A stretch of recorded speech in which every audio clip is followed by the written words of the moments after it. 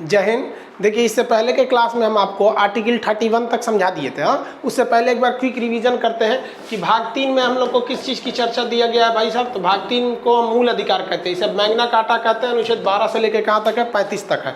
12 में राज्य की परिभाषा दिया गया है कि स्टेट किसे कहा जाता है, जो हम पे कानून लगा सकता है। 13 में क्या कहा गया? अल्पीकरण यानी संविधान के बनने से पहले के वह कानून जो अभी के मूल अधिकार को प्रभावित करते हैं उसे समाप्त कर दिया जाएगा। 14 कानून के आगे सब बराबर है। 15 जाति धर्म के हिसाब से भेदभाव नहीं। 16 लोक नियोजन यानी नौकरी में समानता। 17 छुआछूत का अंत है। 18 में बताएंगे क्या चीज़ है? उपाधियों का अंत है। बहादुर ये सब की उपाधि नहीं रख सकते।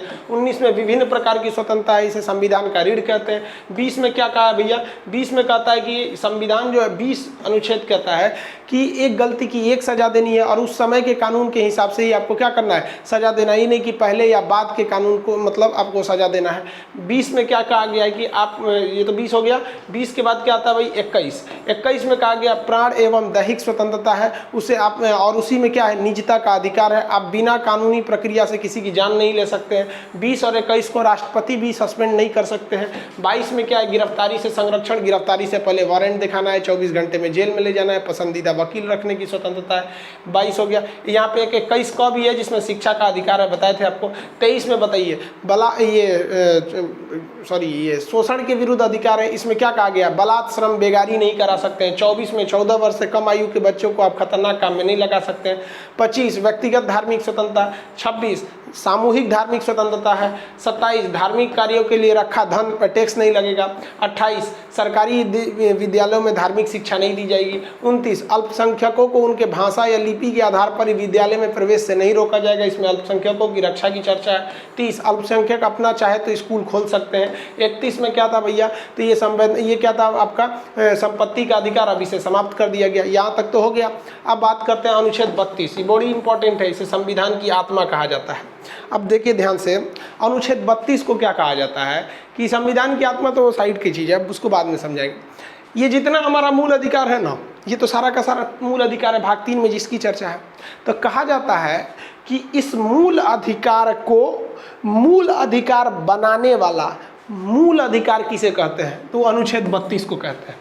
देखिए, अनुच्छेद 32 खुद एक मूल अधिकार है, क्योंकि 12 से 35 के बीच में आ रहा है।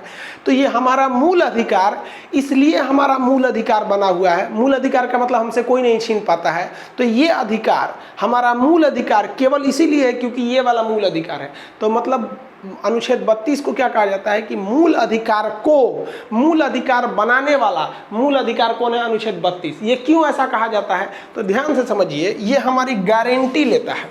But guarantee is nothing without guarantor. कहा जाता है ना कि अब जैसा हम कह देते हैं कि एक काम करो ना, एक मोबाइल ले लो, उसमें 10 साल की गारंटी है। तो आप पूछेंगे ना भाई ये गारंटी लेने वाला कौन है? अभी खाली लिख देंगे 10 साल की गारंटी है, खराब हो गया तो किसके पास जाइएगा? तो गारंटर होना चाहिए कि नहीं? तो यही है हमारा अनुच्छेद 32। अनुच्छेद 32 जो है आर्टिकल 32, ये हमारे संविधान का जो भाग 3 है, जो हमारा मूल अधिकार है, उसकी गारंटी लेता है। और गारंटी इस बात का लेता है कि भैया ये तुम्हारा मूल अधिकार है, सरकार तुमसे नहीं छीन सकती है, और अगर छीन ली ना तो तुम डायरेक्ट आ जाओ मेरे पास। तो अनुच्छेद 32 डायरेक्ट आपको सुप्रीम कोर्ट जाने का आदेश दे देता है। सोचिए कितना पावरफुल है अनुच्छेद 32। इसके तहत आप डायरेक्ट सुप्रीम कोर्ट जा सकते हैं। इसीलिए इसे हम लोग क्या कहते हैं? मूल अधिकार को मूल अधिकार बनाने वाला मूल अधिकार। यानी हमसे हमारा कोई मूल अधिकार छीनेगा ना, तो बाढ़ में गया डिस्ट्रिक्ट कोर्ट, बाढ़ में गया हाई कोर्ट, सीधे कहाँ चलेंगे? सुप्रीम कोर्ट चलेंगे। बाकी आपको कोई अधिकार दे दे तो देखते हैं जो आपको डायरेक्ट सुप्रीम कोर्ट पहुँचा दे। पूरा 395 अनुच्छेद पढ़ लीजिए। नहीं जा सकते हैं सुप्रीम कोर्ट डायरेक्ट में, आपको डिस्ट्रिक्ट कोर्ट में जाना पड़ेगा, वहाँ उसके हाई कोर्ट में जाना पड़ेगा, उसके बाद सुप्रीम कोर्ट में जाना पड़ेगा। जबकि ये अनुच्छेद 32 कहता है कि भाई साहब सीधा सुप्रीम कोर्ट ले जाएंगे, उससे उसका मूल अधिकार मत छीनो। जैसे पंडित जी लोग को क्या है? चुरकी रखने की स्वतंत्रता है, कोनो काट दिया तो धार्मिक स्वतंत्रता का उल्लंघन किया। धार्मिक स्वतंत्रता किस में भैया? 25 में है। अब ध्यान से देखेंगे धार्मिक स्वतंत्रता किस अनुच्छेद में है? तो 25 में है। तो धार्मिक स्वतंत्रता का उल्लंघन किया कि नहीं 25 के तहत? अब ये 32 का गए, सीधे चल सुप्रीम कोर्ट। इधर उधर ना चुटकी क्या काटा रहे सुप्रीम कोर्ट, कोनो मौलाना साहब का कोनो दाढ़ी नोच लिया, सीधे कहाँ जाएंगे सुप्रीम कोर्ट। इसलिए आप किसी व्यक्ति पर धार्मिक स्वतंत्रता का भेदभाव नहीं कर सकते हैं। अब जैसे एक तो विवाद आ जाता है ना वंदे मातरम, कुछ मुस्लिम लोग कहते हैं कि वंदे मातरम नहीं बोलेंगे, इसका भी एक लॉजिक है, आगे समझाएंगे। देखिए एक्चुअली क्या है कि हमारा संविधान का अनुच्छेद 25 क्या कहता है कि किसी भी व्यक्ति को उसके धर्म के हिसाब से स्वतंत्रता है। अब इस्लाम धर्म जो है ना वो एक ऐश्वरवाद है, वो कहता है कि हम केवल अल्लाह की पूजा करेंगे, उसके सिवा किसी का पूजा नहीं कर सकते, ये इसका मूलभूत सिद्धांत है।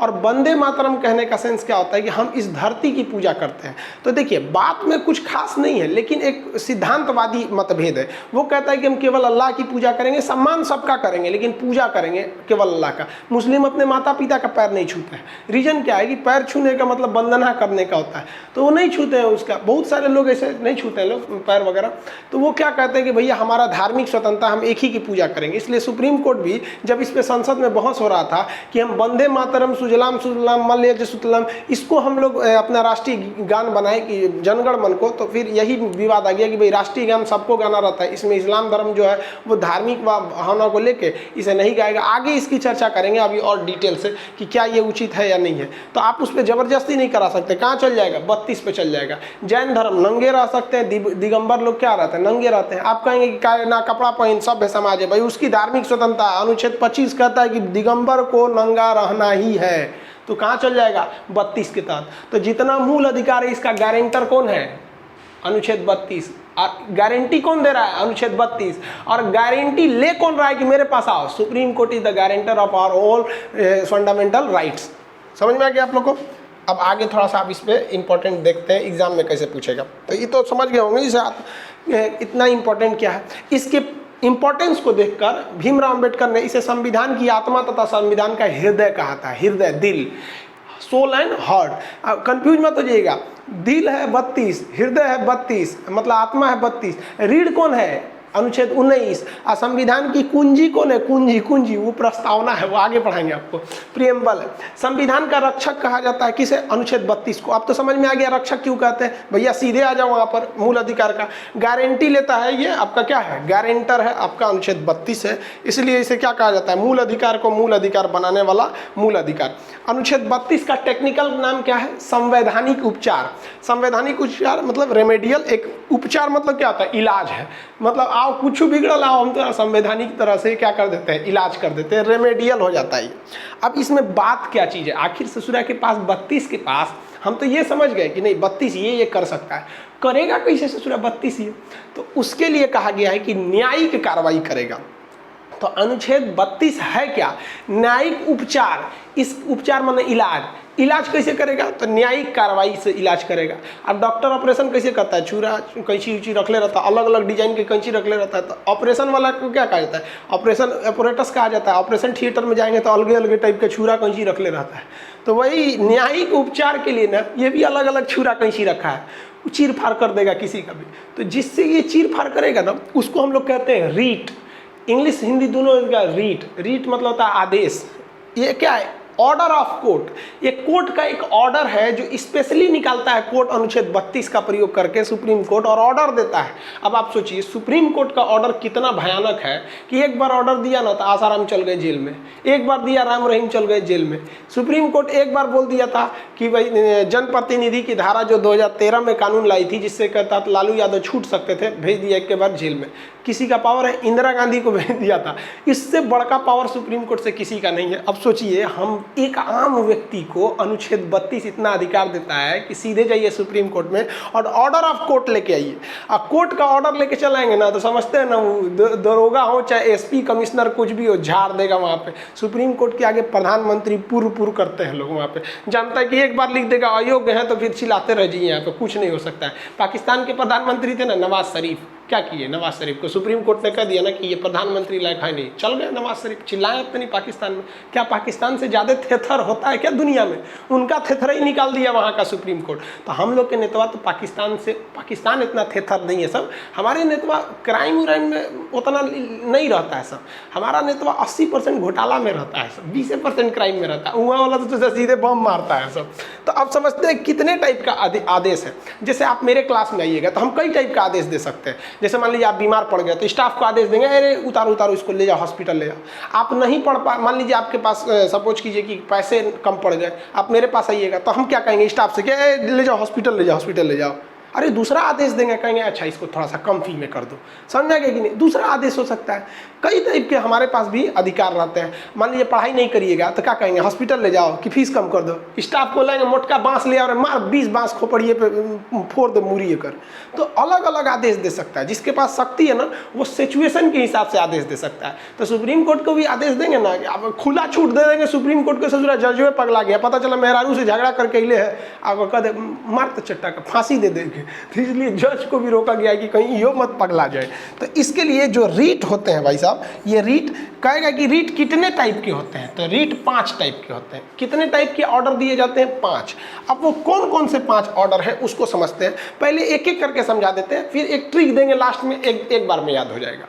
पहला रीट जो है वो हॉबियस कर्पस है। भाई साहब पहले समझिए, ये इंग्लिश नहीं है और ना ही ये कानूनी भाषा है, ये लैटिन शब्द से उत्पत्ति हुआ है, इसलिए आपको थोड़ा सा अनकंफर्टेबल लगेगा। हॉबियस कर्पस, हॉबियस कर्पस को हिंदी में कहते हैं बंदी प्रत्यक्षीकरण। हॉबियस कर्पस का जो वर्ड इसका अर्थ होता है लैटिन भाषा में, टू हैव द बॉडी, उसका शरीर लाओ। तो देखिए ध्यान से समझिए, इसको हिंदी में कहा जाता है सशरीर प्रस्तुत करना, मतलब उस व्यक्ति को शरीर के साथ लेके आइए। अब क्या है ये? तो ये बहुत ही जरूरी है। दरोगा को क्या पावर है कि भाई आप गिरफ्तार किसी को कर सकते हैं। अनुच्छेद 22 कहता है कि अगर कोई खतरनाक काम किया तो बिना वारंटी के गिरफ्तार कर लीजिए, लेकिन वही बोलता है, क्या बोलता है वहीं पर कि 24 घंटे के अंदर जज के पास ले जाइए। तो अरे भाई जज साहब एगो जिला में बैठल रहते हैं, उनको फुर्सत है कोने थाना में कौन पकड़ाया, हर 5 किलोमीटर पे आपको थाना मिलेगा, फुर्सत नहीं ना है। अब दरोगा रख लेगा जेल में, अब मारेगा ससुरा, पैसा मांगेगा। अब या तो आप थुराइए और नहीं तो खान सर से क्लास कीजिए, आप बच जाएंगे। मान के चलिए कि आप को दरोगा थुर रहा है। आजकल का लड़का कोनो लड़की को लेकर भाग जाता है और उसको पकड़ाता है ना, तो गांव वाला माई बाप क्या कहता है, लड़किया का तो घर वाला पीटता है, कचर के 1 महीना में उसका टारगेट बैच चला के शादी कर देता है, ले कोनो बूढ़ सूढ़ को थमा देता है। और जो लड़का लेके भागा रहता है ना, उसको दरोगा बड़ी मार मारता है, थाना में बंद करके 2 दिन पीटता है। तो इसके लिए क्या करना चाहिए आपको? खुद तो पिटा रहे हैं, अब कैसे जाएंगे बाहर छूट के?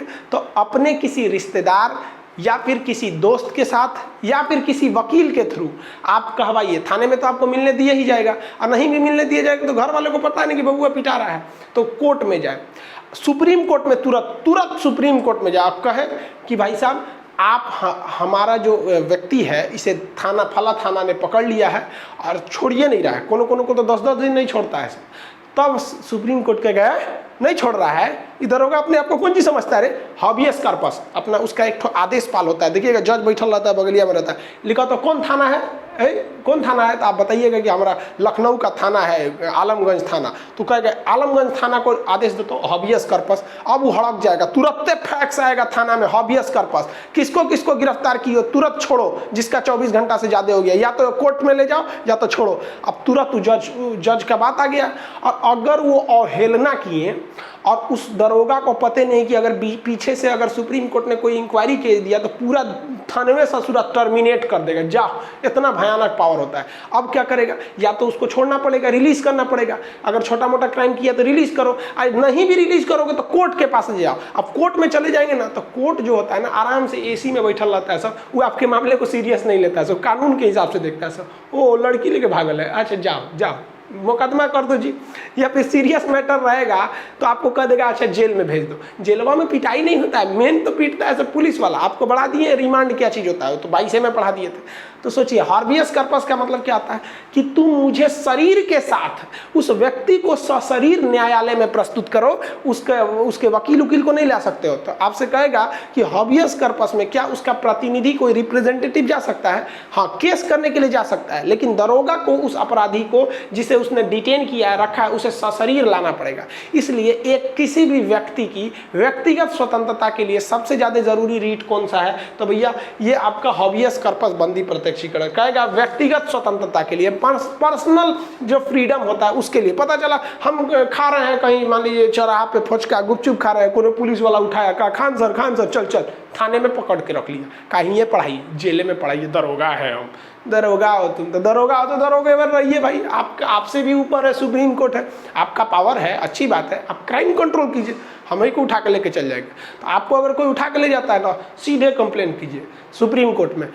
आप एक बात बताइए, आप मान लीजिए आप रहने वाले बिहार के हैं या झारखंड के हैं, मध्य प्रदेश वाले हैं, समझा गया, नॉर्थ ईस्ट वाले लोग भाई साहब जो नागालैंड वगैरह के लोग हैं, आप लोग थोड़ा सा हिंदी में प्रॉब्लम हो रहा होगा तो भाई हम एक लड़का कर आएगी सर हम बंगाली जानते हैं, हिंदी नहीं जाता, तो भाई हम बंगाली नहीं जानते, तो थोड़ा थोड़ा समझिए नॉर्थ ईस्ट वाले लोग, धीरे धीरे आप लोग को भी आदत हो जाएगा। तो एक बात बताइए, कोई नागालैंड का वो दिल्ली जाएगा सुप्रीम कोर्ट, के पास पैसे नहीं है, अब क्या करेगा, तब तो चुपचाप रहिए, दरोगा पीटेगा। तो इसी में एक और अधिकार है कि आप हाई कोर्ट भी जा सकते हैं, मतलब अगर सुप्रीम कोर्ट दूर है ना तो आप हाई कोर्ट भी जा सकते हैं। कितना बढ़िया संविधान बना के दिया सब यहाँ पे, क्योंकि देश इतना बड़ा है, सोच रहा है वो सुप्रीम कोर्ट है दिल्ली में, वो दिल्ली में जाने के बाद समझे में नहीं आएगा, बहुत दूर ना हो जाता है। तो अगर आपका अधिकार कोई छीना है तो ये ले सकते हैं। अब एक बात बताइए, अब आप कहेंगे कि सर गिरफ्तार कर लिया तो हमारा अधिकार कैसे छीना। अनुच्छेद 21 क्या कहता है कि आपको प्राण की स्वतंत्रता है और पर्सनल लिबर्टी है, आपको कोई डिटेन नहीं कर सकता है बिना कानून के हिसाब से। कर लिया तो हबियस कर्पस लिए, किसी को कोई दिक्कत है। हबियस कर्पस जो है वो एक तरह का रीट है, रीट का मतलब होता है कोर्ट का एक जबरदस्त आदेश, ये एक तरह का रेमेडी है। ये तभी लाया जाता है जब किसी को आप 24 घंटे से ज़्यादा गिरफ्तार कर लिए हैं, तब हबियस कर्पस लाए। अब हम आपसे एक क्वेश्चन पूछते हैं, फटाफट बताएंगे, देखते हैं कितना रिवाइज किए हैं। अगर किसी व्यक्ति को निवारक निरोध अधिनियम यानी प्रिवेंटिव डिटेंशन के तहत गिरफ्तार कर लिया गया है 24 घंटे से ज़्यादा, तो क्या उस पर हबियस कर्पस लगेगा? नहीं लगेगा। क्यों नहीं लगेगा? क्योंकि ये निवारक निरोध अधिनियम में पुलिस जो है आपको 3 महीने तक बिना FIR बिना चार्जशीट के ही रख सकती है, तब उस पर नहीं लगेगा आपका। तो ये हबियस कर्पस किस पे नहीं लगता है भाई साहब, तो ध्यान रखिएगा, प्रिवेंटिव डिटेंशन पे ये चीज़ें नहीं लगती है। तो पहला आदेश समझ में आ गया। कितने प्रकार के रीट होते हैं? 5। अगला रीट समझते हैं। दूसरा जो रीट है उसका नाम है मैंडेमस। भाषा अजीब है, लैटिन भाषा है। मैंडेमस का अर्थ होता है वी कमांड, हम तुम्हें कमांड देते हैं। सेना का कमांडर जो होता है ना, कमांडर जो कर्नल वगैरह होते हैं, CO बोलते हैं, कमांडिंग ऑफिसर। एक बार बोल दिया गोली चलाओ तो गोली चलाइए, बाद में देखिए ससुरा बाप को चला दिए हैं, नहीं चलाएंगे तो कमांडर में मार देगा आपको। तो वही कहता है कि ये जो कोर्ट है ना, ये कमांडर है, ये आदेश देता है। तो मैंडेमस को हिंदी में बोलते हैं परमादेश। अब ये हिंदी में थोड़ा सा ना आसान हो जाता है समझना। वो बंदी प्रत्यक्षीकरण एकदम आराम से लग रहा था, ऑब्वियस कर बंदी को प्रत्यक्ष लाओ। अब परमादेश का देखिए, परम प्लस आदेश, परम मतलब सबसे बड़ा, जैसे देखते हैं परम परमेश्वर, तो इसी तरह परमादेश मतलब सबसे बड़ा आदेश है। कोर्ट का ये आदेश होता है परमादेश, मतलब हम आदेश देते हैं। परमादेश का अर्थ क्या होता है? हम आदेश देते हैं। ये कब दिया जाता है? जब कोई पब्लिक सर्वेंट मतलब होता है सरकारी नौकरी वाला, तो जब कोई सरकारी काम करने वाला व्यक्ति अपने काम को ठीक ढंग से नहीं कर पाता है, उसमें लापरवाही करता है, तो कोर्ट के पास आप चले जाइए और कहिए कि हमारा अधिकार है, ये छीन रहा है। जैसे आपका अधिकार है शिक्षा का अधिकार, अब अनुच्छेद 21 के क में शिक्षा का अधिकार है कि नहीं? सरकारी स्कूल का मास्टर ससुरा कुर्सी पे बैठ के खैनी लगा रहा है, मैडम सब बैठ के स्वेटर सी रही हैं सब, ये तो आपके अधिकार को छीन रहा है। अनुच्छेद 32 कहता है कोनो अधिकार छीना सीधे आ सुप्रीम कोर्ट में, तो सीधे चलिए सुप्रीम कोर्ट में और कहिए कि हमारे स्कूल का मैडम सब आके ना सीरियल का बात बतियाती है सब, कि रस्सी रसोड़े में कौन था, ये सब बतियाती है सब, इस सब पे रोक लगाइए, क्योंकि पब्लिक ड्यूटी ठीक से नहीं करती हैं सर। तो सुप्रीम कोर्ट कहेगा अच्छा बात, ऐसा बात है, एक काम कर तो है परमादेश जारी करो। कौन स्कूल है उस स्कूल का परमादेश जारी कर देगा। आप बता दीजिए कौन मैडम ज़्यादा बतियाती है, कौन टीचर ठीक से नहीं पढ़ाता है, सीधे ले आएगा वहाँ पर। हॉस्पिटल है, सरकारी हॉस्पिटल, देख रहे हैं एक्सीडेंट हुआ है, सरकारी डॉक्टर उतना वैल्यू नहीं देता है, सब ये सब होता है, तो सीधे क्या ले आइए? परमादेश। लेकिन वो भी जानता है सब सरकारी ड्यूटी वाले कि हिंदुस्तान में 90% लोग को तो ये पता ही नहीं है, फिर लेके कौन आएगा? तो बहुत दिक्कत हो जाता है, उन लोग को इसी का फायदा हो जाता है। कोर्ट क्या करे भाई साहब, 130 करोड़ जनसंख्या है, एगो 138 करोड़ हो गया है और एगो सुप्रीम कोर्ट है, कितना का इलाज करे? लेकिन व्यवस्था है, आप जाएंगे तो करेगा, ऐसा नहीं है कि, लेकिन आप जाते ही नहीं है, तो वहाँ लेके आइए परमादेश, और वो परमादेश जारी कर देगा, आपके स्कूल के हेडमास्टर को भेज देगा कि देख लीजिए हम आपको ये बता रहे हैं, फला टीचर है, कोनो कंप्लेन आया है, परमादेश। आप उसको तुरंत क्या कीजिए, लागू कीजिए। नहीं तो हम अगर एक्शन ले लेंगे ना, तो हम एक्शन ले लेंगे तो बहुत भारी पड़ जाएगा, फिर हम तो एक के बाद टर्मिनेट कर देंगे। जो होता है मैंडेमस किसके लिए लाया जाता है, जब कोई सरकारी कर्मचारी अपने कर्तव्यों का पालन अच्छे ढंग से नहीं कर रहा होता है तो उसे मनवाने के लिए क्या लाया जाता है भाई, परमादेश को लाया जाता है। समझ में आ गया आप लोग को परमादेश क्या होता है। लेकिन परमादेश दो लोगों पर नहीं ला सकते हैं, किसको किसमें, तो देश का सबसे बड़ा मुखिया होता है राष्ट्रपति, काम ठीक से करे या नहीं करे उस पर परमादेश नहीं ला सकते। और राज्य का संवैधानिक मुखिया होता है राज्यपाल, ये भी करे या ना करे कोई फर्क नहीं पड़ता। हालांकि इन लोग के पास कोई पावर, मतलब रियल में पावर नहीं है, लेकिन लिखित में इन्हीं लोग के पास पावर है। समझ आएगी कि नहीं आ गया। परमादेश, अब राष्ट्रपति ठीक से काम नहीं कर रहा, रामनाथ कोविंद कौन सी करते हैं बैठ के हुए पहाड़ी पे, रायसीना की पहाड़ी पे, लेकिन आप उनके खिलाफ नहीं ला सकते, ये नियम है। परमादेश समझ में आ गया। अब जैसे आप रेलवे में हैं या फिर कहीं पे भी है, कोई जो आपका मूल अधिकार है अगर छीना, तो आप उसके लिए क्या ला सकते हैं, परमादेश ले आ सकते हैं। हमारे खिलाफ परमादेश लाइएगा कि क्लास टाइम से नहीं ले लेते हैं, टेक्निकल प्रॉब्लम रहता है हमेशा इनके पास, नहीं ला सकते क्योंकि हम पब्लिक ड्यूटी पे नहीं है, हम प्राइवेट ड्यूटी पे, मेरा अपना है। तो ये परमादेश केवल सरकारी पे लगता है। चलिए आप समझते हैं तीसरा मूल अधिकार जो है आपका रीट जो है, उसे हम लोग कहते हैं अधिकार परीक्षा। अधिकार परीक्षा को इंग्लिश में कहा जाता है को-वारेंटो। इंग्लिश तो अजीब है, को-वारेंटो। वारंट मतलब होता है अधिकार, वारंट नहीं बोलते हैं तुम्हें, हम गिरफ्तारी का वारंट दिखाते हैं, मतलब गिरफ्तार करने का ये अधिकार है, दिखा रहे हैं वारंट। तो को-वारेंटो इसका अधिकार होता है किस वारंट पर, यानी किस अधिकार पर, इसका जो अर्थ होता है ये कब लाया जाता है। आप ध्यान से देखिएगा, कभी कभी क्या होता है, कोई व्यक्ति जो है फर्जी नौकरी ले लेता है, आपके बगल वाला पड़ोसी है, घूस उस दे के नौकरी हो गया, उसका फर्जी है, आप जान गए तो सीधे चल जाइए सुप्रीम कोर्ट में। सुप्रीम कोर्ट में जाके कह दिए वो आदमी फर्जी है। अब सुप्रीम कोर्ट जिस डिपार्टमेंट में जॉब कर रहा होगा ना, उस पर एक लेटर भेज देगा को-वारेंटो उसके नाम से, कि वो आदमिया जो है वो किस आधार पर जॉब कर रहा है ये बताइए। तो वो फॉर्म कब भरा था, वो फॉर्म लाइए, उसका पीटी में कितना नंबर था, मेंस में कितना था, इंटरव्यू हुआ था अगर तो उस इंटरव्यू में कितना नंबर था, कहाँ पे वो ट्रेनिंग लिया, पहली सैलरी कौन दिया, पूरा खखोर के सुप्रीम कोर्ट जांच लेगा।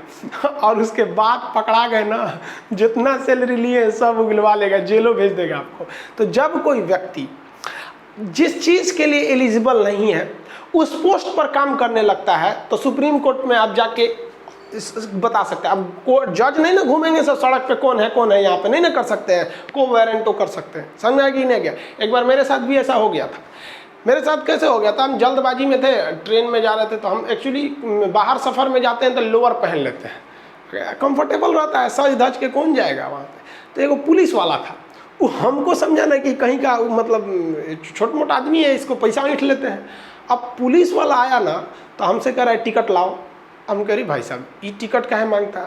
तो अब कह देखिए हम इलीगल तो कोई काम नहीं कर रहे हैं, आपको मेरा सामान चेक करना है कि बंदूक बंदूक नहीं तो चेक कर लीजिए।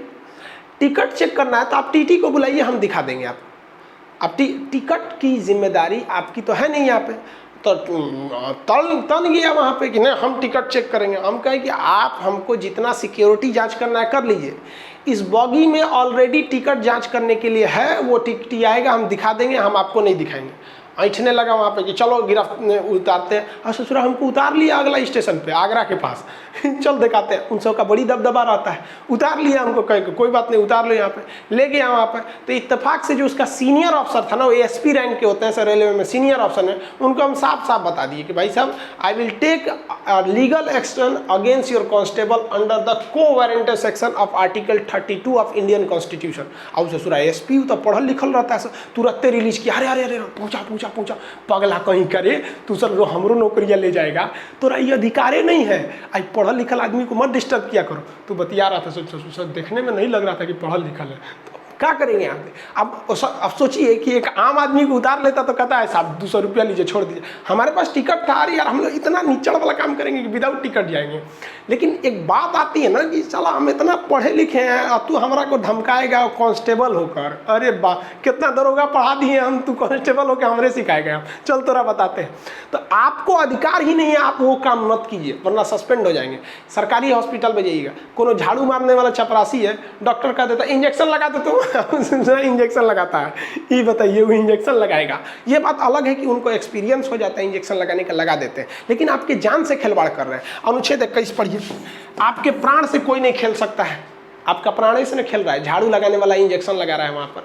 तो प्राण एवं दैहिक स्वतंत्रता, तुरंत आप क्या कीजिए, एक सबूत होना चाहिए। आप फोटो खींच लीजिए या सीसीटीवी कैमरा है, बिना सबूत के तो भाई कानून खुद अंधा होता है। पहली बात, वहाँ मुंह से बोलने वाला कुछ नहीं, सबूत चाहिए आपके पास। अगर सबूत हो गया कि नहीं ये चपरासी है, ये इंजेक्शन लगाया है, बस आप पहुँच जाइए सुप्रीम कोर्ट में अनुच्छेद 32 के तहत। आप सुप्रीम कोर्ट गया, वहाँ बंदी प्रत्यक्षीकरण करेगा, हाँ, कि वहाँ पे आपको परमादेश देगा नहीं, वहाँ आपको अधिकार परीक्षा करेगा कि ये जो चपरासी था, इसका काम था झाड़ू लगाना, ये सब करना, ये कैसे लगा दिया यहाँ पर।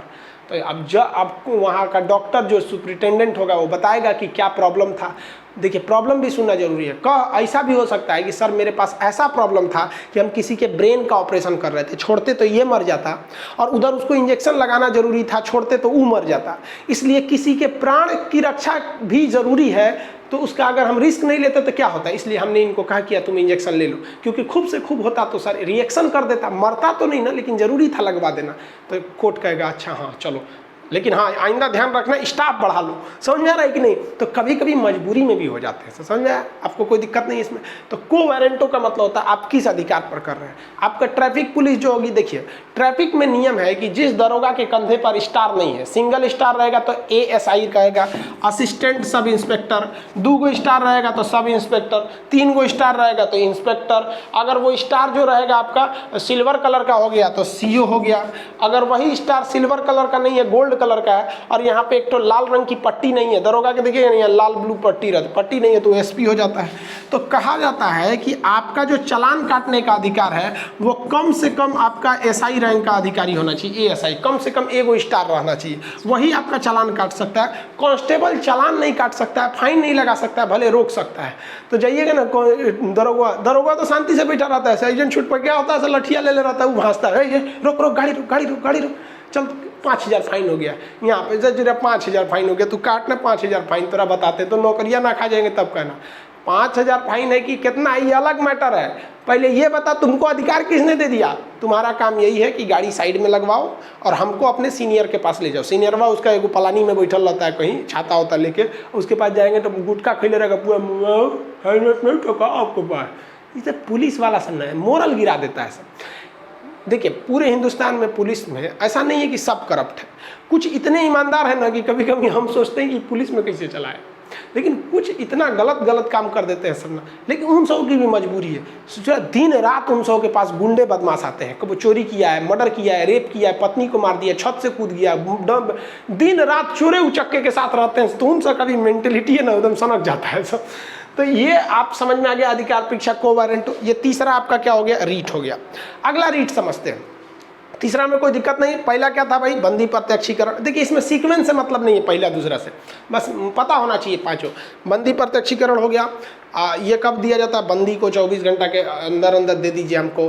परमादेश, आप ठीक से काम नहीं कर रहे हैं तो परमादेश। अधिकार परीक्षा को वारंटो, आपने औकात से ज़्यादा मत कीजिएगा, वहाँ पर क्या लगा देगा, को वारंटो लगा देगा, आप नहीं आ सकते। जो 3 अब तक पढ़ाए ना, वो किसी न किसी सरकारी व्यक्ति के ऊपर लगाया जाता है। अब जो 2 ठो पढ़ाने जा रहे हैं, ये किसी सरकारी व्यक्ति के ऊपर नहीं लगाया जाता है, ये लगाया जाता है ऊपर वाला कोर्ट अपने से नीचे वाले कोर्ट पे लगाती है। यानी सुप्रीम कोर्ट हाई कोर्ट पे या डिस्ट्रिक्ट कोर्ट पे लगाएगी, और हाई कोर्ट किस पे लगाएगी तो डिस्ट्रिक्ट कोर्ट से। डिस्ट्रिक्ट कोर्ट के नीचे कोनो कोर्टे नहीं है। तो ये चौथा और पांचवा जो है, ये व्यक्ति पे नहीं लगाया जाता है, ये खुद कोर्ट के ऊपर लगाया जाता है। ऊपर वाली कोर्ट यानी हायर कोर्ट लोअर कोर्ट के वर्क पे लगाती है। ये क्या होता है, देखिए प्रोहिबिशन, ये तो आप समझ गए होंगे, सिंपल इंग्लिश है। प्रोहिबिशन मतलब होता है रोक देना। प्रोहिबिशन को क्या कहता है, किसी चीज को रोक देने को क्या कहते हैं, प्रोहिबिशन। इसी को कहते हैं टू स्टॉप या फॉरबिड या रोक देना, प्रोहिबिशन। इसको हम लोग बहुत प्रयोग करते हैं। सामान्य भाषा में कहा जाता है स्टे ले लेना। स्टे मतलब रोक लेना। ये कब किया जाता है, जब लोअर कोर्ट के काम को रोकना होता है।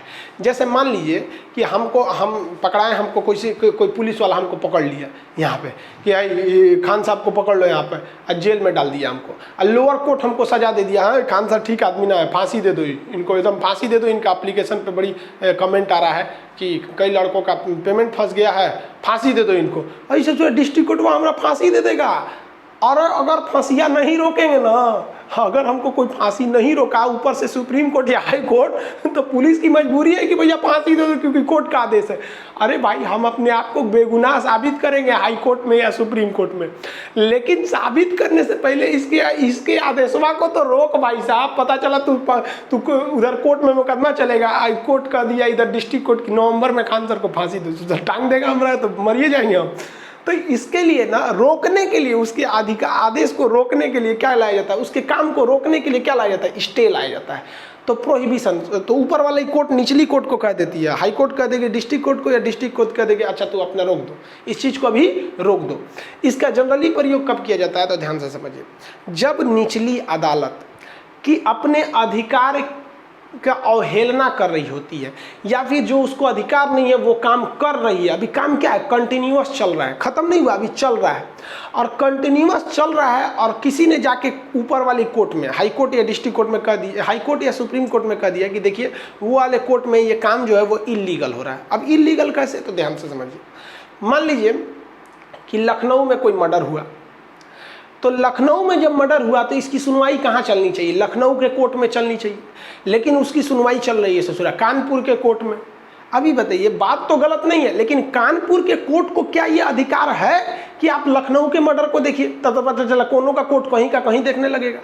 अब वहाँ चलने लगा, कुछ एरिया जो होते हैं ना, एक्चुअली समझे में नहीं आता है कि ये किस जिला में है। अभी कभी कभी देखेंगे ना, कोई ऐसा गांव रहता है कि आधा गांव इस जिला में, आधा गांव उस जिला में। अब जिला में कोई हिंदुस्तान पाकिस्तान की तरह बॉर्डर थोड़े रहता है कि भाई साहब, कि उसमें क्या पता चलता है। यहाँ यूपी बिहार के तो बॉर्डर में अंतर समझ में नहीं आता, कौन यूपी है कौन बिहार है यहाँ पर, तो वैसे समझ में नहीं आएगा। तो कोर्ट भी कभी कभी कंफ्यूज हो जाती है, दूसरे जिले का कोर्ट केस अपने में ले लेती है। तो इस चीज़ को तो ये तो इलीगल हो जाएगा कि भाई आपको अधिकार नहीं है, तो इसके लिए अधिकार परीक्षा नहीं आएगा, कोवेरेंटो नहीं आएगा, क्योंकि कोर्ट है ना, कोर्ट के लिए अलग से आता है। तो इसे कहते हैं प्रोहिबिशन आता है आदेश। प्रोहिबिशन को क्या कहा जाता है, प्रतिषेध, कि आप अपने काम को क्या कर दीजिए, रोक दीजिए। प्रोहिबिशन मतलब रोक देना। समझ में आ गया कि नहीं आ गया? कोर्ट जब रोक देती है काम को तो उसे क्या कहेंगे हम लोग, प्रोहिबिशन के नाम से जानते हैं। तो ये प्रोहिबिशन हो गया। किसी निचली न्यायालय जब अपने अधिकार का उल्लंघन कर रही होती है तो उसके ऊपरी न्यायालय को जब आप सूचित करते हैं तो वो उसके कार्य को रोक देती है। इस रोकने की प्रक्रिया को क्या कहा जाता है, प्रोहिबिशन या प्रतिषेध। मान के चलिए यूपी में मर्डर हुआ है और राजस्थान के हाई कोर्ट में चल रहा है, तो फिर यहाँ हाई कोर्ट गलती कर रहा है, तो यहाँ क्या चलेगा, तो सुप्रीम कोर्ट लाएगा। और सुप्रीम कोर्ट कुछ गलती करे तो चुपचाप सुनिए, सुप्रीम कोर्ट के खिलाफ आप नहीं जा सकते। तो ये चौथा हो गया भैया। पांचवा क्या होगा भाई, तो पांचवा में कहा गया है उत्प्रेषण या सर्ज्यूरी। उत्प्रेषण को इंग्लिश में क्या कहेंगे भैया, सर्ज्यूरी कहेंगे। ये कहता है जो इससे पहले वाला था ना, प्रतिषेध। अगर आप कल्पना कीजिए कि कोई हाई कोर्ट, कोई कोर्ट है जो अपने अधिकार का गलती से उल्लंघन कर रही है, लेकिन किसी ने ध्यान नहीं दिया और वो हाई कोर्ट पे ध्यान नहीं दिया, इस वजह से उसके काम को रोकने के लिए कोई भी आप प्रतिषेध या प्रोहिबिशन नहीं लाए और उसने फैसला सुना दिया, क्या उसका फैसला लीगल होगा? नहीं लीगल होगा, क्योंकि साफ कानून अंधा है। वो कहता है कि आप क्या फैसला सुना है, भाड़ में गया, आपका अधिकार था फैसला सुनाने का, नहीं ना, तो आपका फैसला गया। तो समझिए, जब कोई निचली न्यायालय का मतलब सुप्रीम कोर्ट के नज़र में हाई कोर्ट निचली न्यायालय है और हाई कोर्ट के नज़र में डिस्ट्रिक्ट कोर्ट निचली न्यायालय है। तो जब कोई निचली न्यायालय अपने अधिकार का उल्लंघन कर रही है तब तो प्रोहिबिशन या प्रतिषेध लगेगा, लेकिन उल्लंघन करके फैसला सुना दी तब उस पर प्रतिषेध नहीं लगेगा, उस पर लगेगा आपका उत्प्रेषण यानी सर्जरी। मतलब हम आपके जो आदेश दिए उसका सर्जरी करके काट कूट देते हैं, मतलब आपको हटा देते हैं, वो आदेश फॉलो नहीं होगा।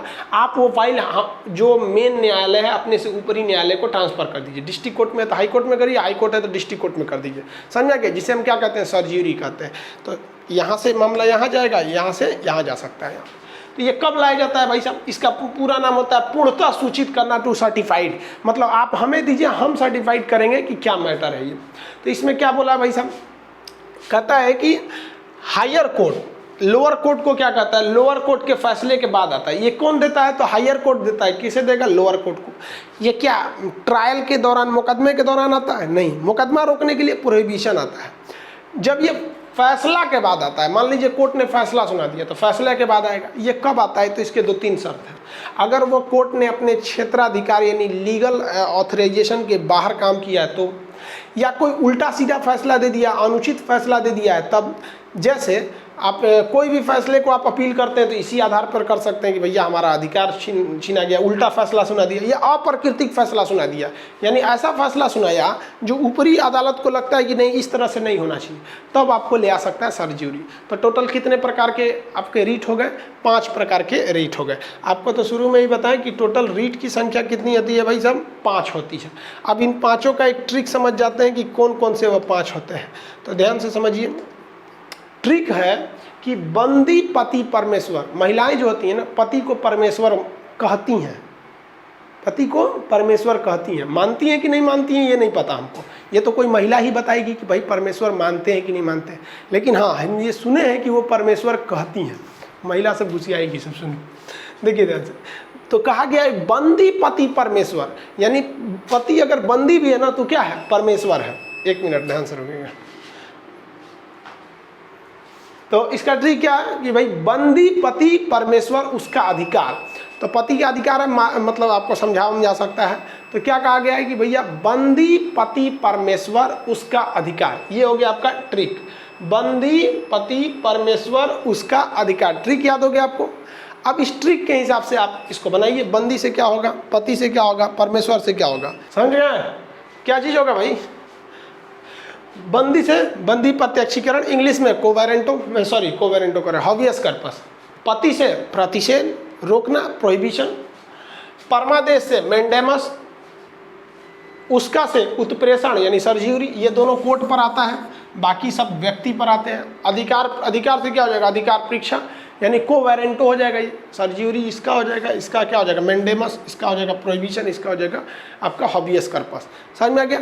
बताइए तो वो कौन से ऐसे मतलब रीट है जो केवल न्यायालय पर लागू होते हैं? तो एक होता है आपका प्रतिषेध रोकने के लिए, और एक होता है उत्प्रेषण फैसले को रद्द करने के लिए, बाकी सब तो व्यक्ति के लिए लाते हैं। व्यक्तिगत स्वतंत्रता के लिए कौन सा है? तो भैया बंदी प्रत्यक्षीकरण है व्यक्तिगत स्वतंत्रता के लिए। अब यहाँ ध्यान से एक चीज़ समझिएगा आप, संविधान जब इस बात की चर्चा कर रहा था ना तो एक बहुत बड़ी समस्या आई थी। समस्या ये कि भारत का क्षेत्रफल को ध्यान में रखकर, अगर आप भारत के क्षेत्रफल को देखेंगे ना, बहुत बड़ा देश है भारत। अब वहाँ कहा गया कि भाई साहब एक बात बताइए, आप संविधान की आत्मा दिए हैं लेकिन आत्मा को इतना दूर रख दिए हैं कि सबके बस का पहुँच के बातें नहीं है। तो कैसे पहुँच के बात नहीं है? तो देखिए यहाँ नक्शा में देखिए, आप यहाँ दिल्ली देखेंगे तो ये है दिल्ली, यहाँ है दिल्ली। दिल्ली में आपका सुप्रीम कोर्ट, अनुच्छेद 32 क्या कहता है कि अनुच्छेद 32 कहता है कि आप मूल अधिकार के मामले में सीधे कहाँ जा सकते हैं? सुप्रीम कोर्ट में।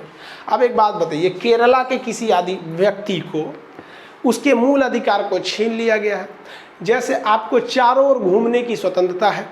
अब केरला में कोई मान लीजिए छोटे जाति का आदमी है, एक बार वहाँ पर विद्रोह हो गया था, इसीलिए कि वहाँ के छोटे जाति के लोग थे ना, इजवा जनजाति के लोग, उन लोगों को क्या किया गया था? मंदिर के सामने वाले रास्ते से जाने नहीं दिया जा रहा था, कहा था तुम छोटे जाति के।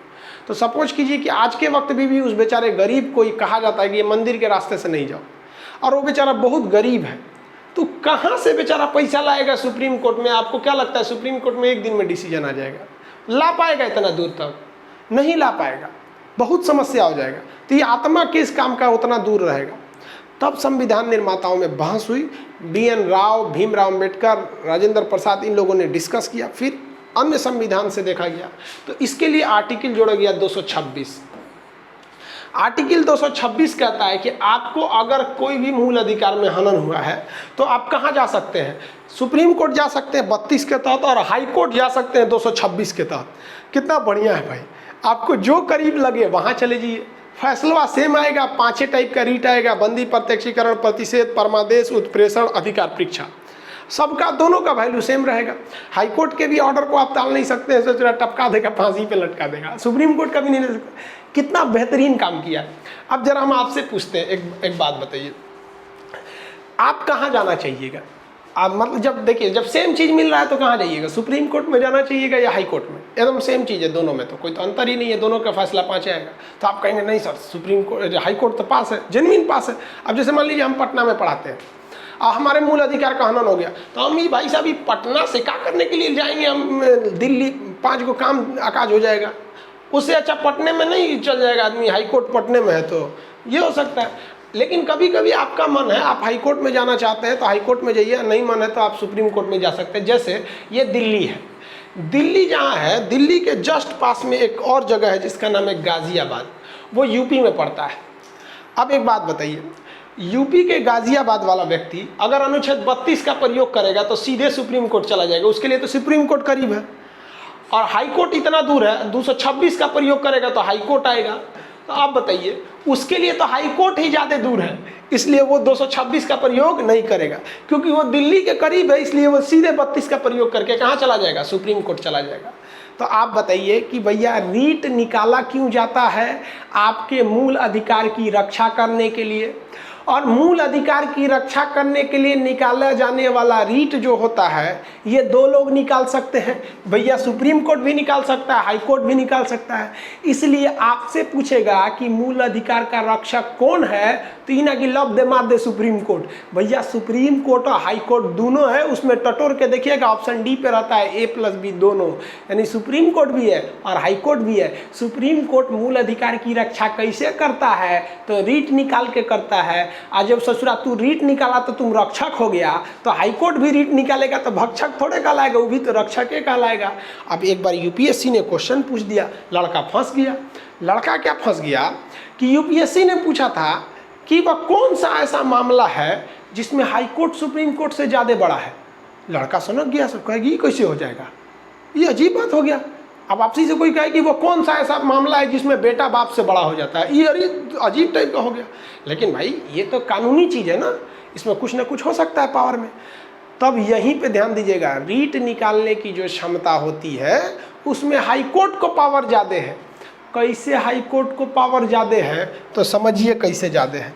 कहा गया है कि सुप्रीम कोर्ट अनुच्छेद 32 के तहत केवल और केवल मूल अधिकार के मामले में, यानी मूल अधिकार आपके पूरे संविधान में कितना है? ये है जी 12 से 35 ना है, बाकी कोनो मूल अधिकार थोड़े है, नहीं ना है जी मूल अधिकार। आप मान के चलिए कि आपका संपत्ति कोई छीन लिया, आप मान लीजिए कि सरकार संपत्ति का अधिकार मूल अधिकार तो है नहीं।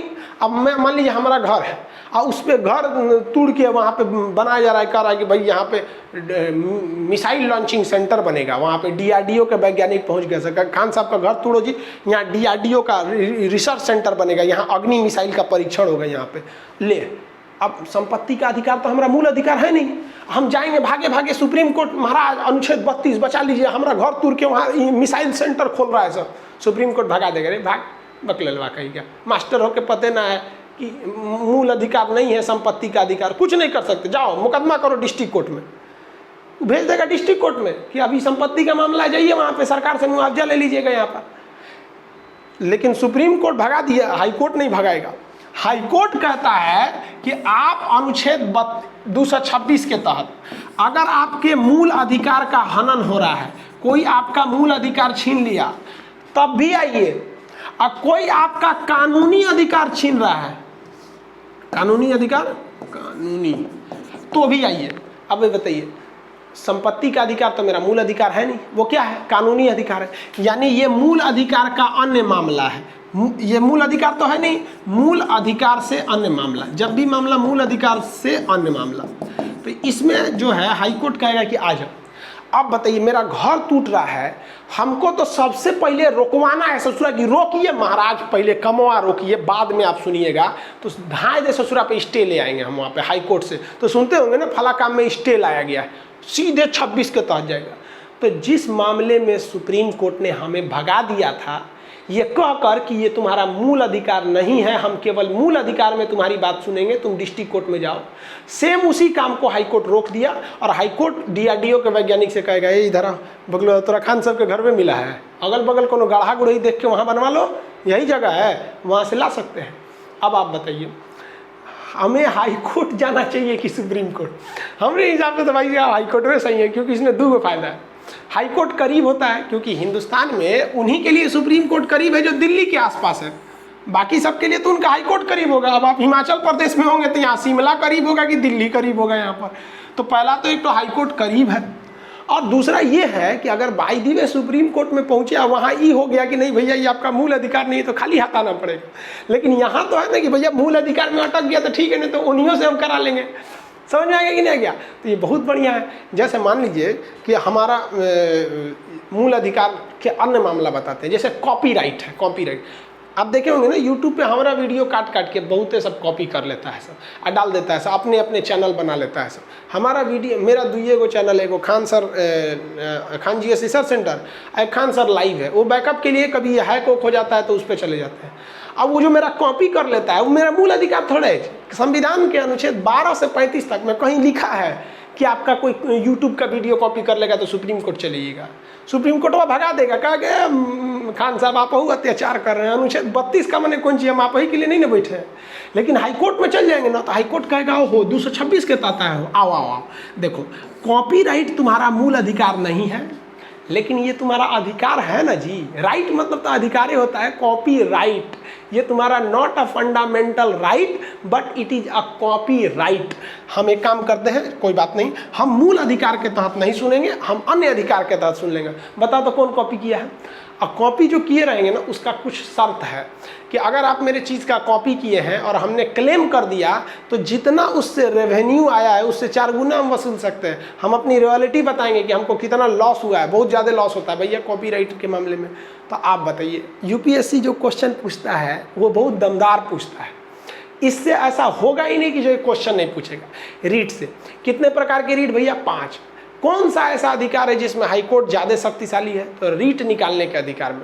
सुप्रीम कोर्ट केवल रीट निकालती है मूल अधिकार के मामले में, अन्य मामले में नहीं निकालती है। जबकि हाई कोर्ट जो है वो अनुच्छेद 226 के तहत ही मूल अधिकार तथा उसके अलावा किसी मामले में रीट निकाल सकती है। इसलिए इस मामले में हाई कोर्ट सही है, किसी को कोई दिक्कत नहीं है। रीट कितने प्रकार का? 5। काम रोकवाने के लिए प्रोहिबिशन यानी प्रतिषेध, फैसला सुना दिया रद्द करने के लिए उत्प्रेषण यानी सर्ज्यूरी, किसी को दरोगा छोड़ नहीं रहा है, जेल में बैठ करके पीट रहा है, बंदी प्रत्यक्षीकरण, क्या कहते हैं हॉबियस कर्पस, कोई अपने फर्जी नौकरी कर लिया है उसके वैधानिक जांच कराना है, या अपने औकात से ज़्यादा बढ़ के काम करने लग रहा है तो उससे कारण बताओ नोटिस, बोलते हैं ना कारण बताओ नोटिस, इंग्लिश में कहते हैं सो कॉज। सो मतलब होता है दिखाओ, कॉज मतलब कारण, सो कॉज। सुप्रीम कोर्ट कहेगा सो कॉज, कारण दिखाओ। आपको कोनो सिपाही हमरा से हमको चालान काट दिया, हम सीधे चल जाएंगे को वारंटो में, सुप्रीम कोर्ट जाएंगे हम सीधे, तू हमरा कैसे काट दिया? तो सुप्रीम कोर्ट कांस्टेबलवा से पूछेगा रे पगला सो कॉज, कारण दिखाओ। तो कारण कहेगा ना कि दरोगा साहब शराब पी के उलट गए थे, कोई था ही नहीं चालान काटने वाला, तो हम ही काट दिए। तब जज साहब दरोगा पे भड़क जाएंगे, रे तो पी के उल्टल था रे। वो कारण बताना पड़ता है, ऐसा नहीं है कि जज ऐसे फैसला सुना देता है। Nothing is wrong, situation becomes wrong. कभी कभी सिचुएशन ऐसा हो जाता है कि आपको गलत डिसीजन लेना पड़ता है। जान लेना कोई अच्छी बात थोड़ी नहीं, युद्ध में ससुरा कितना जान चले जाते हैं, तो सिचुएशन पर डिपेंड करता है। तो आप इस चीज़ को तो समझ गए आगे आप लोग को कि इसे क्यों संविधान की आत्मा कहा जाता है। संविधान का बताइए तो, संविधान की आत्मा अनुच्छेद 32, संविधान का हृदय अनुच्छेद 32, संविधान का ऋण अनुच्छेद 19। ये सब समझ में आ गया कि नहीं आ गया? आत्मा वगैरह हो गया। संविधान की गारंटी कौन लेता है, मतलब मूल अधिकार की गारंटी ये लेता है आपका सुप्रीम कोर्ट और हाई कोर्ट। लास्ट डिसीजन किसका होता है? Supreme court. भाई देखिए सुप्रीम हाई है तो कभी भी हाई कोर्ट से बड़ा ही रहेगा, लेकिन मूल अधिकार के मामले में रीट निकालने के मामले में वो थोड़ा सा नीचे है। तो अनुच्छेद 32 बहुत बड़ा टॉपिक है, इसलिए इसको रिवाइज कीजिएगा। और कल के क्लास में हम आपको मूल अधिकार को ख़त्म कर देंगे, फिर उससे रिलेटेड क्वेश्चन आपको दे देंगे, आप उससे क्वेश्चन को बनाएंगे और उसके बाद ये मूल अधिकार को समाप्त कर दिया जाएगा। कुछ लोग का है कि सर प्रॉब्लम है कि सर इसका अनुच्छेद 1 नहीं मिला हमको, अनुच्छेद 2 नहीं मिला, मतलब कुछ लोग का छूट गया है पहले का क्लास, तो उन लोग को हम प्रोवाइड करा देंगे, कल आपको बता देंगे कहाँ से उस क्लास को ले सकते हैं। अभी थोड़ा सा प्रॉब्लम आ रहा है टेक्निकल इशू को लेकर, तो वो भी अब शायद कल तक में टेक्निकल इशू भी खत्म हो जाए। कल हम लोग किसको खत्म कर देंगे? मूल अधिकार, मौलिक अधिकार को समाप्त कर देंगे। आई होप आप समझ गए होंगे। मिलेंगे नेक्स्ट क्लास में। जय हिंद।